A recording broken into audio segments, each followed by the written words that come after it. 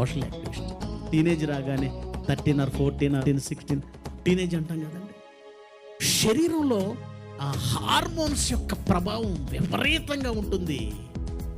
అది శరీర ధర్మం, అది ఎందుకు ఆపాలి? అది నేచర్ మనకిచ్చింది కనుక వారి దేహంలో ఉన్నటువంటి హార్మోన్స్ ప్రభావాన్ని బట్టి వాళ్ళు ఎలా ఉండాలంటే అలా ఉండొచ్చు, తప్పులేదు. శరీరము కంట్రోల్లోనికి పూర్తిగా మనిషి వెళ్ళిపోయాడు. నాలుక కోరిన దాన్ని అడ్డుకు లేదు, కళ్ళు కోరిన వాటికి అడ్డు చెప్పట్లేదు, చెవి కోరిన దానికి అడ్డు చెప్పటం లేదు. దేహంలోని ఏ అవయవం ఏం కోరినా అడ్డు చెప్పకుండా బ్రతకటం సమాజం నేర్చుకుంది. కోట్ల మంది దేవదూతల సమక్షంలో ఆయన మొదటి కొడుకును కన్నాడు. ఆయనే క్రీస్తు యేసు. పరలోకంలో పుట్టాడు యేసుక్రీస్తు.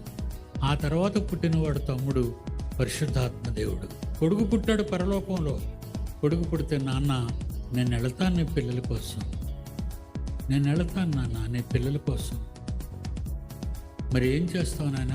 నేను వాళ్ళ కోసం చచ్చిపోతాను డాడీ.